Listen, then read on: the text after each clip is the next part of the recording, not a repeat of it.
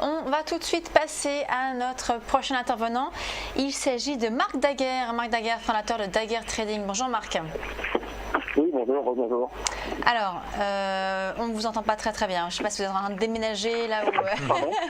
je ne sais pas si vous êtes en train de déménager ou de courir, mais voilà, il y a beaucoup de bruit périphérique.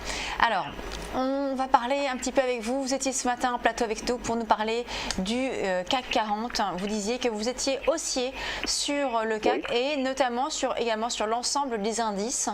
Oui, alors, tout à fait.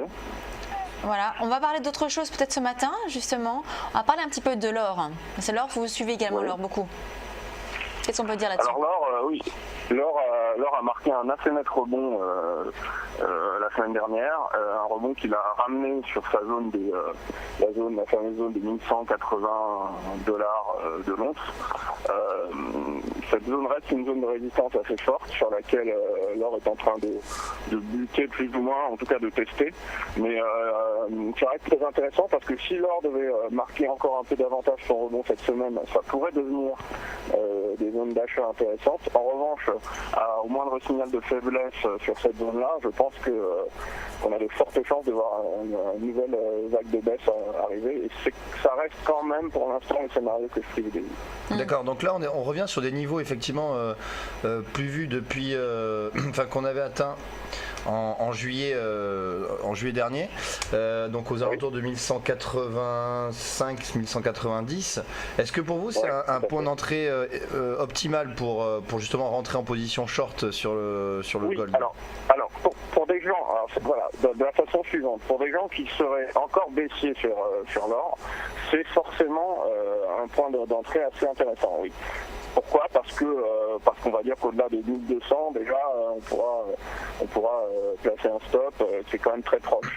Donc, ce qu'on appelle le risk-reward est très bon puisqu'on n'a pas grand-chose à perdre et éventuellement beaucoup à gagner, puisque si on a raison, on attend une nouvelle vague de baisse qui emmènerait le cours de l'once autour des 1100 dollars, au moins entre 1100 et 1000 dollars. Donc, oui, je pense que de ce côté-là, ça reste effectivement stratégiquement un bon point d'entrée. Maintenant, pour ceux qui sont un peu sceptiques ou qui se demandent justement qu'est-ce que pourrait faire l'or dans les prochains mois, peut-être que c'est une zone d'attente intéressante parce que moi ce que je ferais là aujourd'hui si je suis pas en position, j'attendrai au moins de signal de faiblesse, c'est-à-dire un retour sous les 1160, 1170.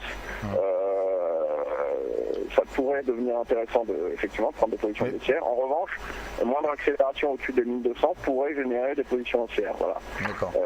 Vous Marc, vous êtes positionné déjà sur l'or? Oui, moi je suis positionné à la baisse. Et là, pour l'instant, le rebond effectivement était un petit peu inquiétant. Mais vu qu'on est en train de buter autour des 1190, voilà, je garde ma position tant qu'on ne dépasse pas les 1200. D'accord, donc vous restez en position tant qu'on est sous les 1200 dollars l'once. Voilà. Très bien. Tout à fait. Alors il y a également un autre actif que vous suivez aujourd'hui, je pense, c'est l'euro-dollar. Oui. Alors l'euro-dollar a remarqué des petits signaux de faiblesse. Il était venu au-dessus des 1520. Des 1,2520 dont on parlait avec Antoine la semaine dernière. Il est repassé en dessous des 1,25. Oui, il vient de repasser actuellement à l'instant sous les 1,25. Oui. Voilà, je reste moi baissier sur cet actif-là pour l'instant. Je pense que le rebond était juste un rebond technique qui va marquer une petite pause, mais je vois encore l'euro-dollar descendre et je vois effectivement le dollar atteindre des niveaux autour des, comme on disait, autour des 1,22 à peu près, avant d'envisager un rebond plus sérieux. D'accord. Vous êtes actuellement en position donc sur l'euro-dollar? Oui, je suis encore baissé sur l'euro-dollar et sur l'or, tout à fait. D'accord. Et je suis toujours aussi sur les indices, même si j'ai pas de position à part sur Danone. J'ai sorti la plupart de mes positions haussières sur les actions avec le rebond qu'il y a eu les semaines dernières. Et je reste globalement aussi sur les indices et plutôt baissé sur l'or et l'euro-dollar. Oui. Alors concrètement, là sur l'euro-dollar, du coup vous dites que vous êtes en position.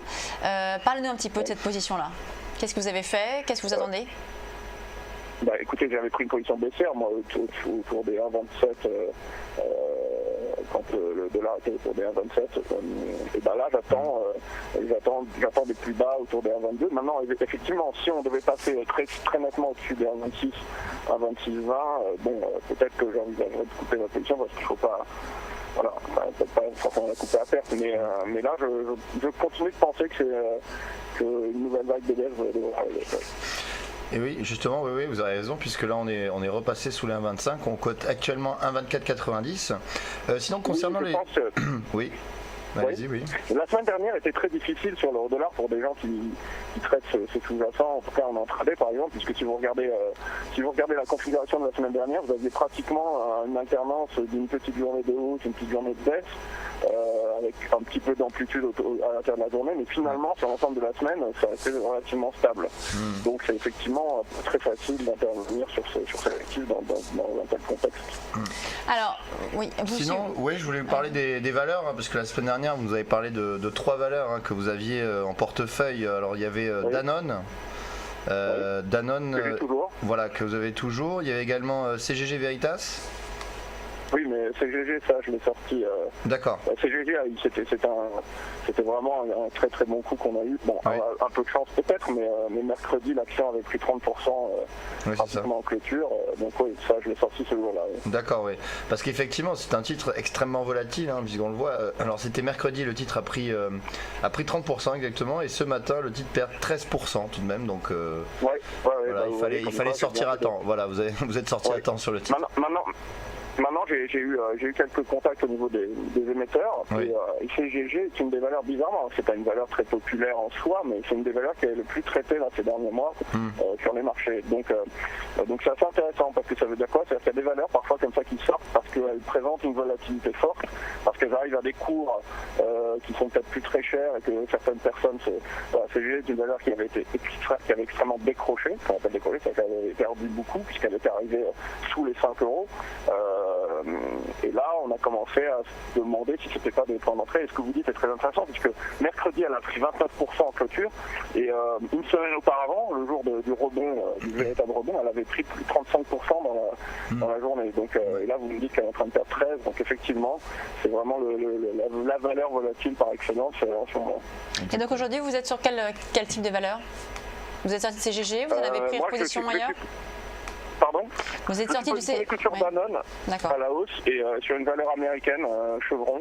Voilà, c'est les deux seules valeurs sur lesquelles je suis positionné pour l'instant sur les actions. Et Chevron, vous en attendez quoi? Parce que c'est pareil, c'est la thématique pétrolière. Oui, non, je reste très positif sur Chevron et sur pas mal de valeurs américaines d'ailleurs qui ont marqué comme ça un très fort rebond qui est en train d'être temporisé, comme on dit, légèrement consolidé, mais je m'inquiète pas pour l'instant sur l'avenir des indices et actions américaines pour l'instant. D'accord. Enfin, Danone, c'est plutôt européenne, même si elle a une envergure internationale. Pardon? Je dis Danone, c'est une valeur européenne, même si elle a une envergure internationale. Elle ne bénéficie pas forcément du marché américain. Quels sont vos objectifs sur la valeur à Danone? Danone, honnêtement, j'attends à moyen terme un retour au moins sur les 60 € qui pourrait me permettre de prendre des bénéfices de façon assez intéressante sur l'action. J'ai regardé quelques valeurs allemandes qui me semblent pas mal aussi. Alors il faut surveiller, hein, vraiment, il faut surveiller si globalement on est bien dans le contexte dont je parlais, c'est-à-dire une nouvelle vague de hausse attendue sur les indices après une consolidation en 3 temps. Voilà. Donc auquel cas, j'ai sélectionné quelques valeurs type E.ON, Denner, BASF qui me semblaient avoir des configurations assez intéressantes. Ouais. Merci beaucoup Marc Daguerre, donc fondateur de Daguerre Trading. Merci à vous. On va marquer une courte pause, on se retrouve dans quelques instants pour Direct Investisseur.